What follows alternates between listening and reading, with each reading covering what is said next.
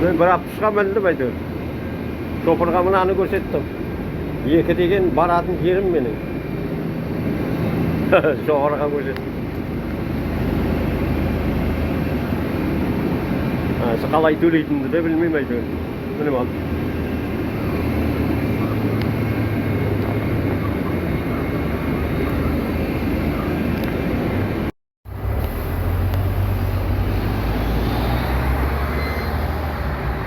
Mekke'den çıkıp aldım. Mekke kalasında жүрмін. Allah'ın kalağымен. Burasını çıkıp aldım, akşa alған жоқ.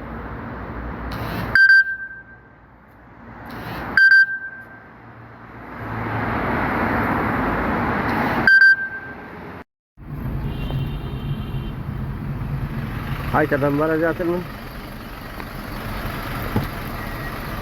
Hello. Hello there. Hello. Hello. Ay молодец.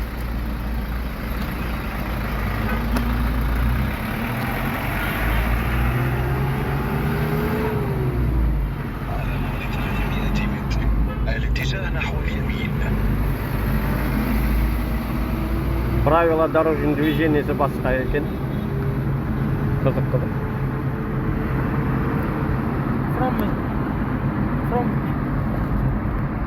Oh ne? From Kyrgyzstan ولا Kazakhstan. Kazakhstan. Of Kazakhstan. Of Kazakhstan. على بعد 150 Şey Arabia. Egypt, Mısır. Egypt'miş.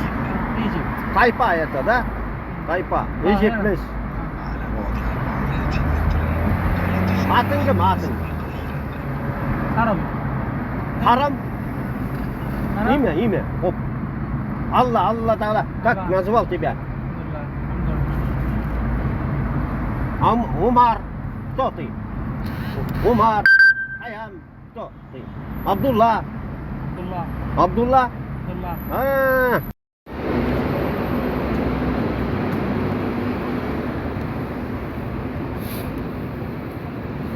Futbollar oturmunda.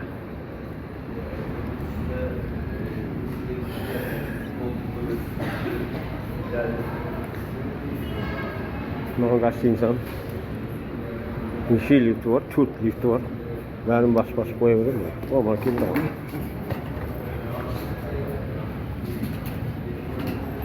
Hoppa.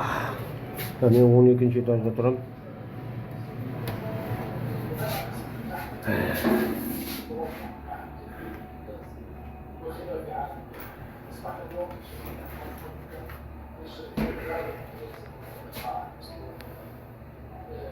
Sağ ba. Sağ bitim ba. İnşallah. Ağzı billah. Mà liftler ama şu lifti durup. Evet, altığa ne var? Hadi yapışlar. Gittik. Ben de gidemiz. Varlıklarınız, dualarınız var. Allah tek gözlerinizi kabul etsin. Өзімізге дұға жасадық, енді аманаттарды орындаудамыз. 12-ге келдім.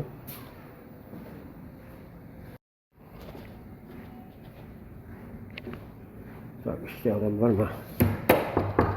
Так, біз өзіміздің келісіміміз бойынша біздер карточкамызды міне тастап кетіп жүрміз, қазір қараймыз карточка бар ма? Жоқ екен, адам бар. Халау, үйреніп қалдық қой шетелше. Ал жомаластарым, аманат дұғаларды құтылуға, аманат дұғаларды жасауға, мынаның артында прямо не тұр? Қағба тұр. Соған жаяулар бара жатыр. Қағба күндіз түні мынандай адамдар ағылумен болар. Күнде де, күндіз де. Соған жаяулар бара жатырмын, бұйырса аманат дұғалардан құтылуға. Бүгін түнде Алла қаласа Айша анамыздың ішінен басталады біздің бәдәл умрамыз. Бәдәл умра деген өлген адамның атынан Mamaның атынан бүгін бәдәл умраға кіруім керек. Қайтадан ихрамға. Бұйыртса Алла. Соған дейін қазір бесін намазға неге бара жатырмын? Қағбаға. Бұйыртса Қағбаның қасына бара алмайым. Екінші этаждан сырт жағынан барам, өйткені мен қазір ихрамда емеспін. Ол жаққа тек ихрам киімімен ғана кіргізеді, қол тигізеді. Сол маманың умрасын өтеп атқанда қол тигізуге тырысам. Мына адамдар дейтін күндіз түні осындай. Қағба дейтін бос болмай. Түнде де, күндіз де.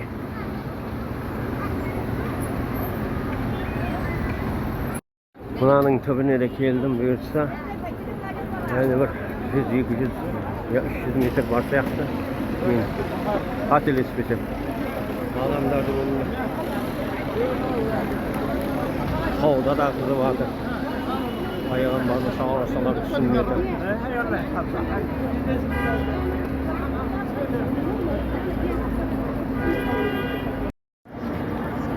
Bu yerde de otur adamlar. Eğildir yani. Ona dua deyip turğan ana әйелдер әжетханасы дәрет алатын. Мынау қызыл. Мынау ерлер дәрет алатын әжетхана. Өте жақсы дамыған, жолға қойылған. Мына жақта адамдар отыр. Мен шама келсе Қағбаға қарай жақындауға тырысуға баратырмын. Шамам келгенше, жеткенімше. Аллаху акбар ғой. Allahu Akbar.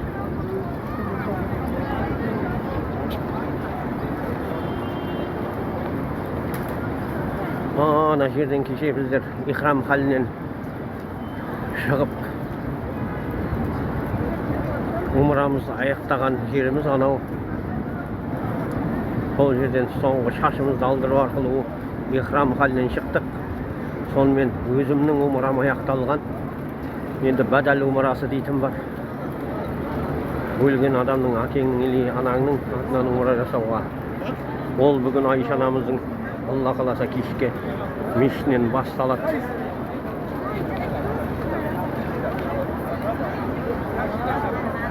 Адамда көп, тұста көп. Жыбырлаған адамның жақсы. Адамда көп, тұста көп кепкен. Бұл мекен, қасиетті мекен. Тірі жанның барғысы келеді, осы жақты бара бергісі келетін мекен. Сондықтан да адамдар осындай, құстар да осындай. Мен қазір мына жаққа кіруге тырысамын, мына жақтан. Біз барғанда умра халімен, ихрам халімен умраға барғанымызда ана жақтан бардық. Мен қазір ол жақтан бара алмаймын. Ол жаққа тек қана ихрам халіндегі адамдар барады. Мен мына жақпен барамын. Бұйыртса жақындауға тырысамын. Кеттік иншалла. Бисмилlah. Бисмилlah, Аллаху акбар. Кіріп келе жатырмын. Бұйырса аманат дұғаларды бүгін бітіруге тырысам. Бірақ Алла бұйыртса уақыт бар дегенменен қыла беруге тырысып жатырмын. Маманың атынан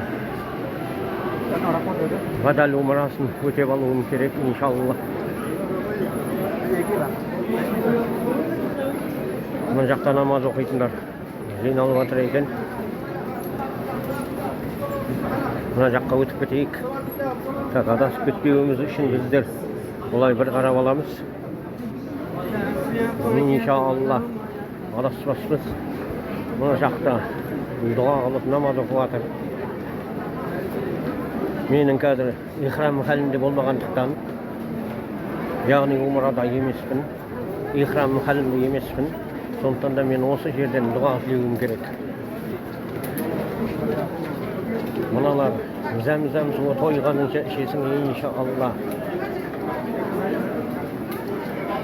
Oturuşlarga deyim var. Kim oturup kulçuluk kılar. Mana çiyip durgan ne kagba.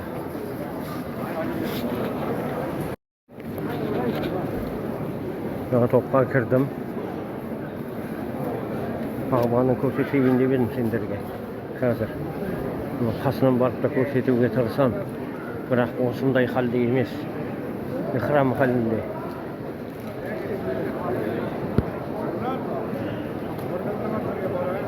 Kagba. Biz ikkinchi tarafdan söykeni aytamın men. Tagı da qaytalab aytamın men ihram halinde emasman. İhram halinde bugün kechki buyursa yenemin so'sin. Qasına baramız. Buyursa Allah inşallah. Sizden okutunalar qısab dua qılamın. Amanat dualardı o yerden orundap tutuluğa tırsamın.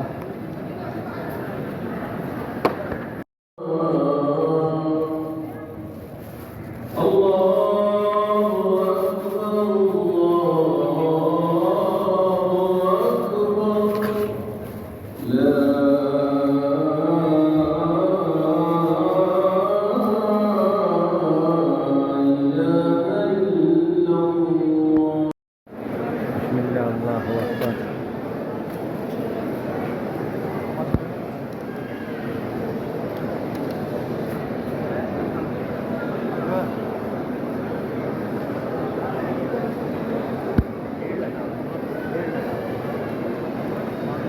Bismillah, Allahu Ekber. Bismillah.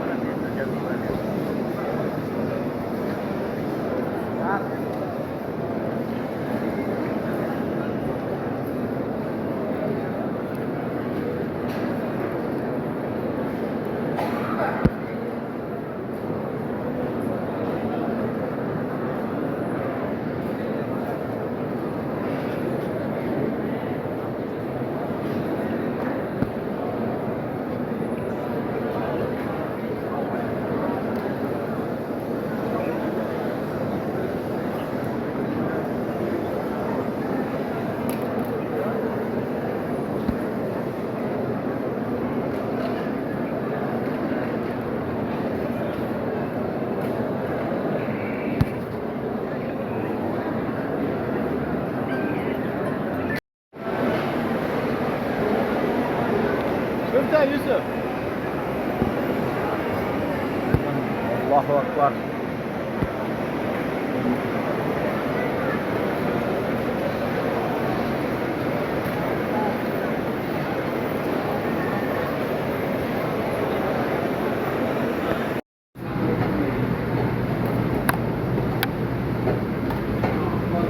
İlaret kısık bitti.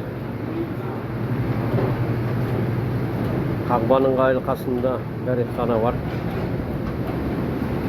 Soğan çıkıp gele жатырмын жердің астында.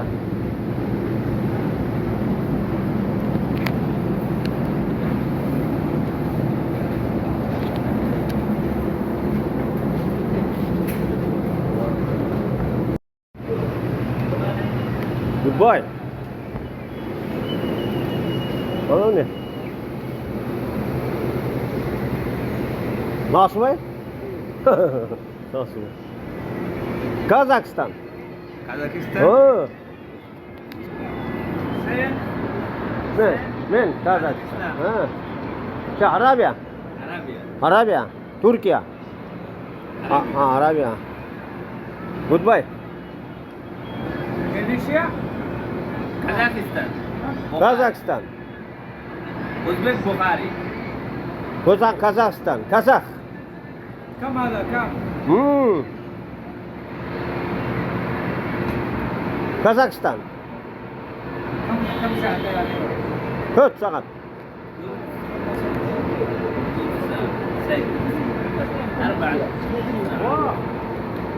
Goodbye. Goodbye.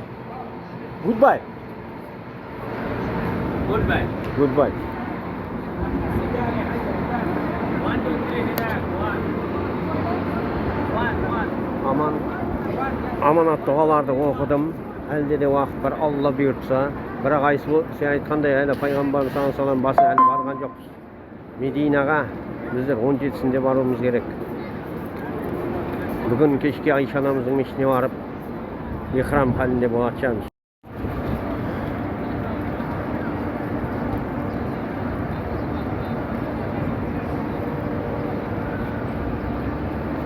Mekke ana жерде сауда орталығы. Ана жаққа дейін сауда кетіп жатқан. Менің гостиницама дейін сауда, ар жағын білмедім ал. Құжынауан. Мен қазір осы жерден өзіме тәпішке қараймын, өзіме ыңғайлы умра жасауым керек маманың атынан. Соған ана тәпішкім маған ыңғайсыз болғасын, басқа тәпішке алайын деп жатырмын бұйырса. Бұл жердің халқы саудаласқанда жақсы көреді екен. Жалпы саудаласып көрейік.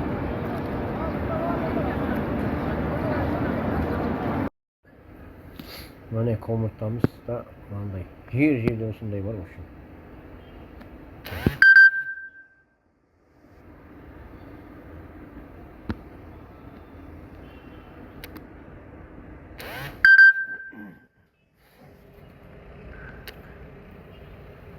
Өзеннің баласы демалмады. Шаршаған. Мына екеуі білмеймін, аяқ кеткен, кетіп қалыпты.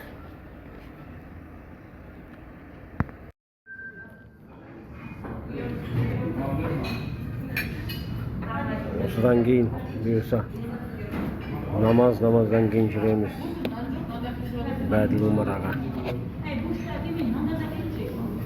Жеңіл бітәрет бұлдайдың тамақ алды.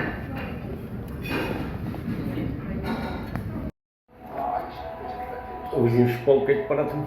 Бұйырса бүгін тағы сапар. Бұйырса дұғаларыңды жазып қойыңдар.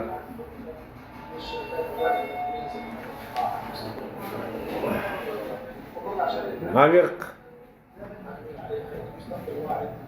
Қазір. Мына келеді. Сосын тағы барсасын. Goodbye. Goodbye.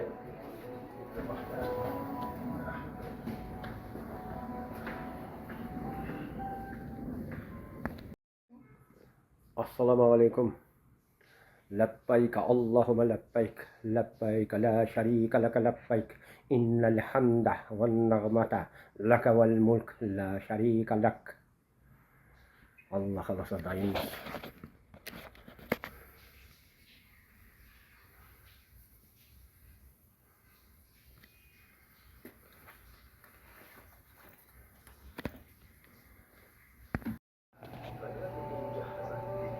Goodbye. Umra. İnşallah. Kazakhstan. Number 4. Kazakhstan.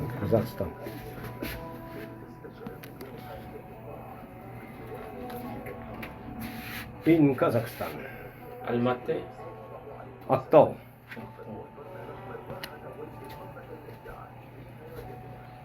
Omar. Dubai. Maşallah.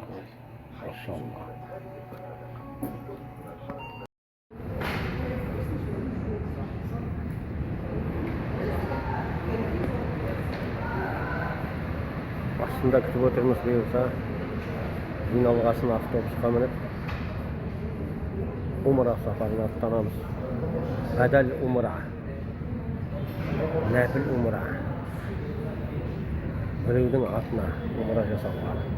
Яғни мен өзімнің анам Аллах Resulü'nün атынан Умра жасауға Аллахтың қалауыменен сапар шегіп барамын.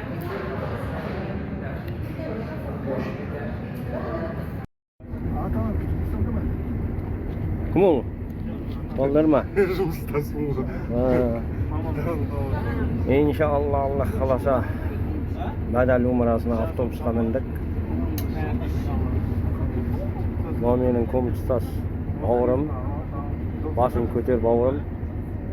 Видеоға түсіріп жатырық. О, бауырым. Видеоға түсіріп. Ассалаумағалейкум. Қабыл болсын. Амин.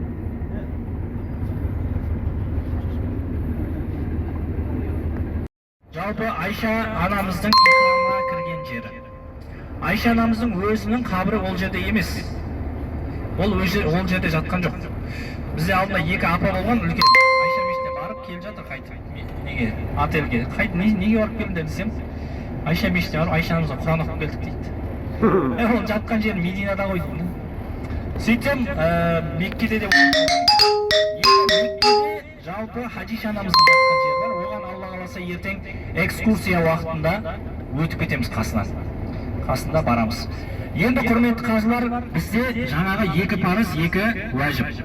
Біздің парызымыз қашан басталады? Ихрам халіміз қазір мешітке барып, Айша мешітіне 2 ракағат намаз оқып алып, ол намазымыз бізде ихрамнан алдын оқылатын сүннет, мұстахаб намаз. Ол намаздың бірінші ракағатында кафирун, екінші ракағатында Ықылас сүресі оқылса абзал. Егер білмесеңіздер, проблема жоқ, иншалла.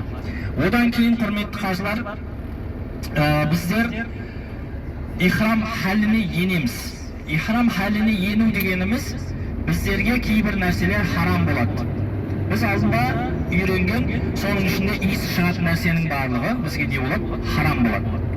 Қашан шашымызды алып болмайынша ол нәрселерден алыс боламыз. Одан кейін бізде шаш алу, тырнақ алу, тек бір майда шүйде болмашы нәрсеге ренжісе беру. Ол ихрам халінде бірінші орынға, құрметті қажылар. Ихрам халіндегі адам, алдында айтқанымыздай Меккедегі адам дейді, суға түскен тұз сияқты еріп жұмсақ өте көркем мінезі болу керек. Жалпы сауапта иншалла соған беріледі.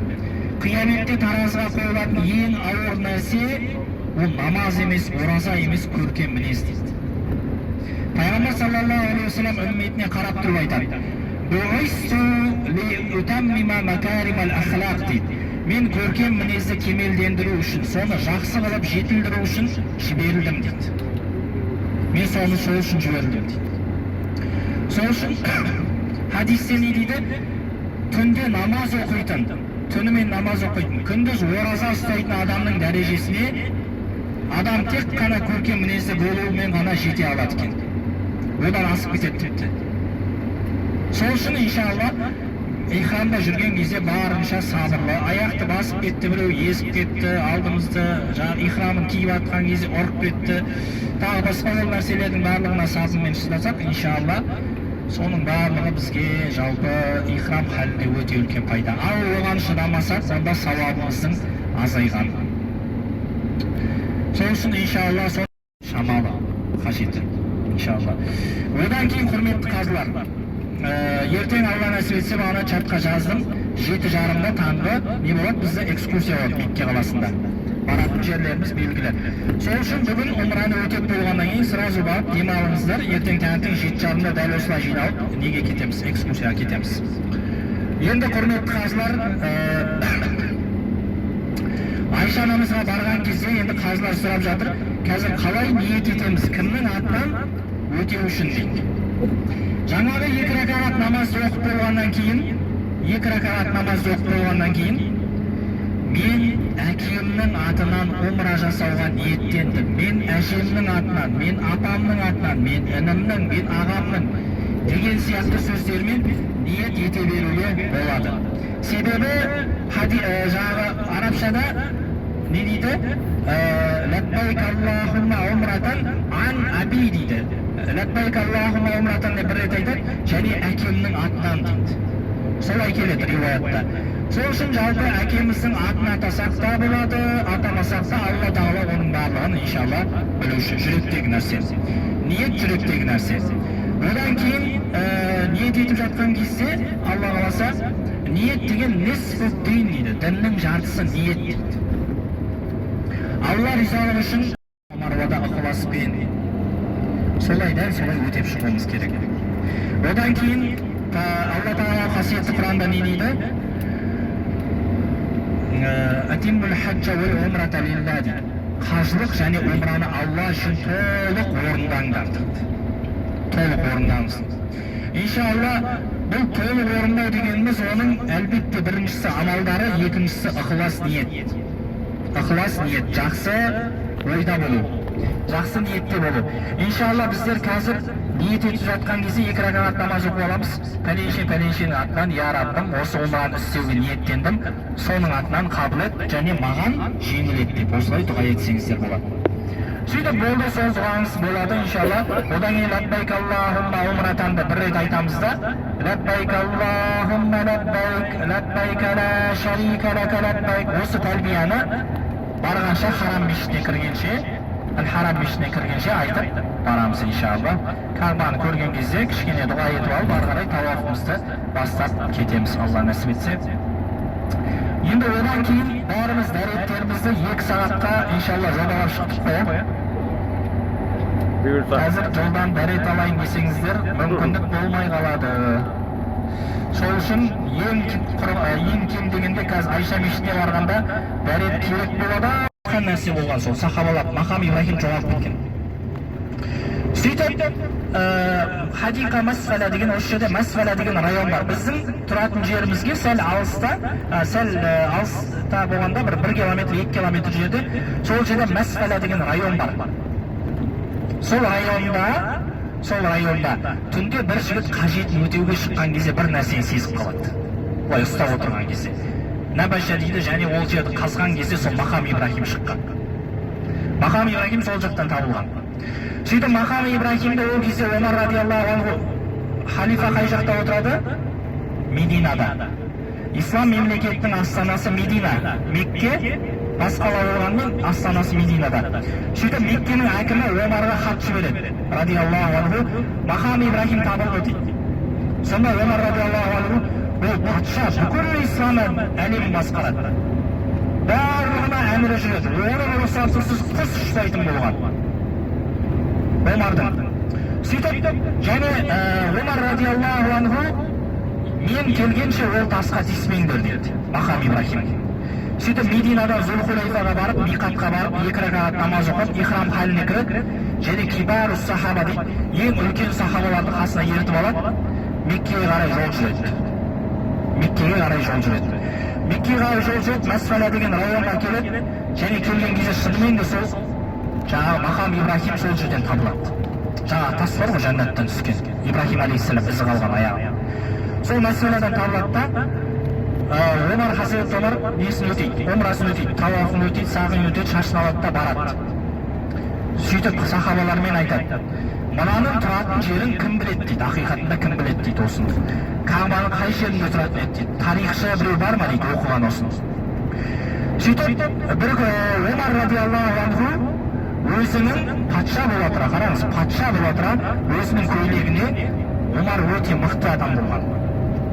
Өзінің شريك لك لبيك إن الحمد والنعمة لك والملك لا شريك لك لبيك اللهم لبيك لبيك لا شريك لك لبيك إن الحمد والنعمة لك والملك لا شريك لك لبيك اللهم لبيك إن لبيك لا شريك لك لبيك إن الحمد والنعمة لك والملك لا شريك لك لبيك اللهم لبيك لبيك لا شريك لك لبيك إن الحمد والنعمة لك والملك لا شريك لك لبيك اللهم لبيك لبيك لا شريك لك لبيك إن الحمد والنعمة لك والملك لا شريك لك